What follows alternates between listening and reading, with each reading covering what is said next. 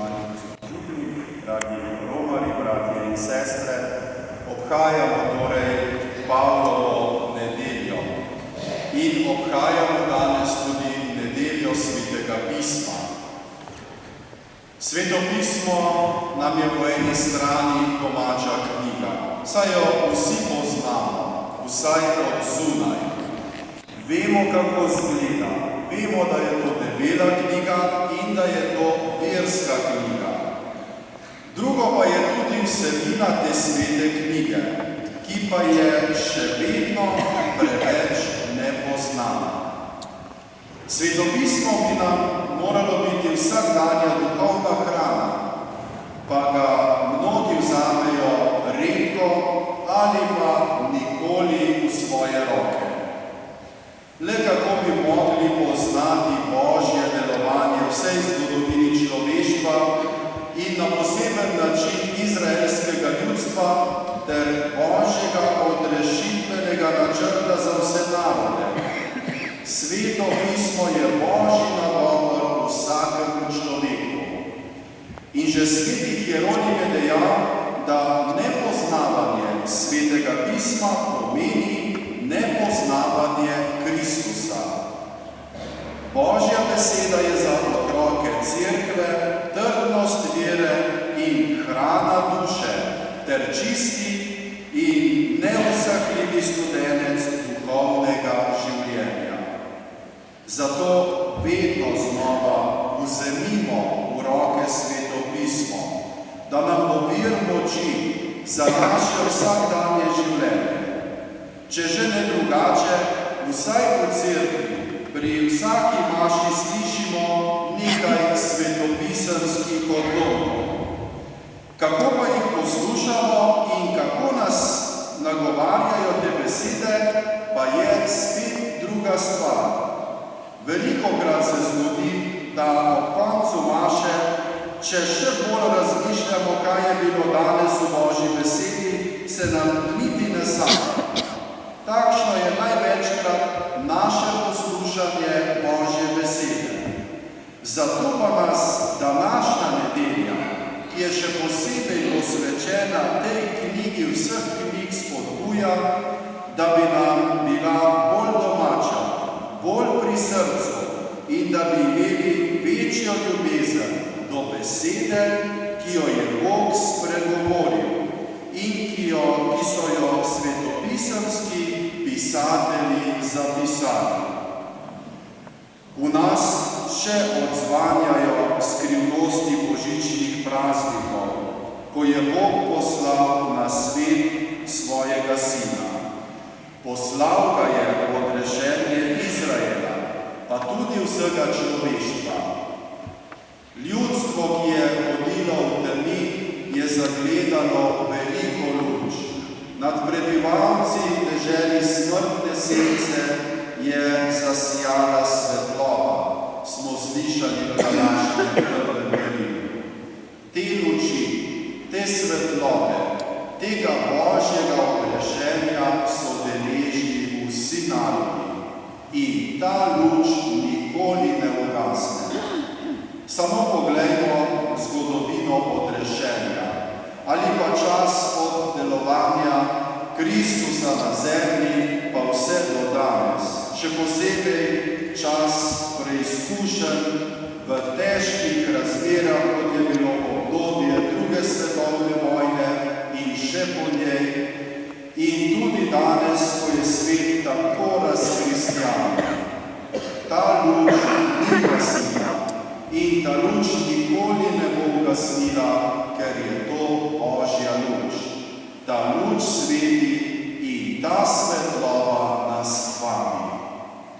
Resnici na ljubo so oznanilo o Božjem posegu v človeško zgodovino bolj odprtih src sprejeli poganski narodi kot pa Izraelci, katerim je bilo oznanilo najprej namenjeno. Bog ne gleda na zunanjo veljavo ljudi, Bog gleda človeku v srce. Vsakem narodu mu je všeč tam, ki izpolnjuje njegovo voljo, ki živi v globoki povezanosti z Bogom in tudi s svojimi brati. Upam, da se nas dotakne tudi Jezusov klic, če bi poslušali današnje nedeljsko Božjo besedo, nedeljski evangelij in slišali, kako nas Jezus vabi, spreobrnite se, kako kliče Janez Krstnik, da se je približalo nebeško kraljestvo.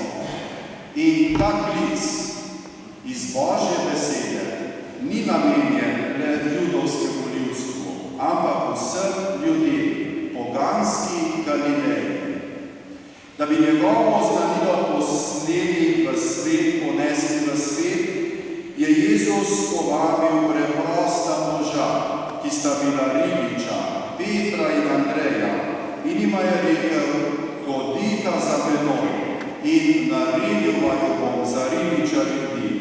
Nato je poklical še brata Jakoba in Janeza ter še toliko drugih. In v končni fazi je Bog poklical tudi nas vse. Vsakega od nas, dragi bratje in sestre, da bi bili pričevalci za Kristusa, da bi ga spoznavali iz Svetega pisma, iz Evharistije in da bi ga z besedo in zgledom oznanjali tudi drugim ljudem.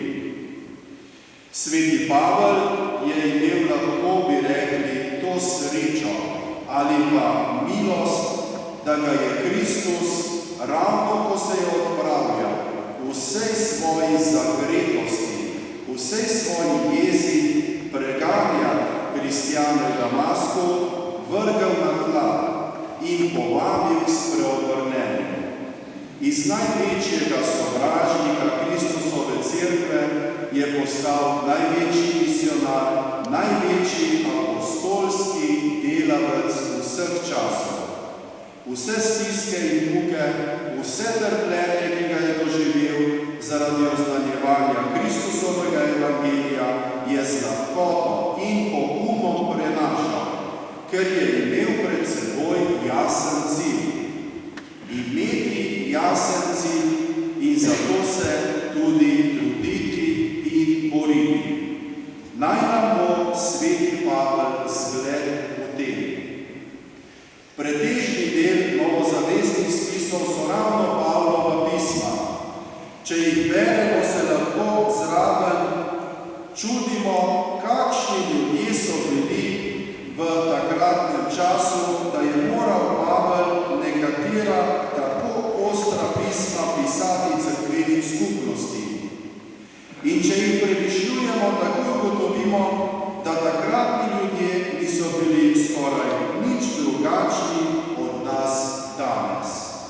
Bog ve, kaj bi apostol Pavel danes napisal v svojih pismih nam. Verjetno nas ne bi samo hvalil. Tudi marsikatero strogo besedo bi slišali. Zato je svetopisemska beseda univerzalna in je napisana za vse čase in za vse ljudi. Naj nam bo spreobrnenje apostola Pavla zgled, svetopismo pa spodbuda za naše vsakdanje življenje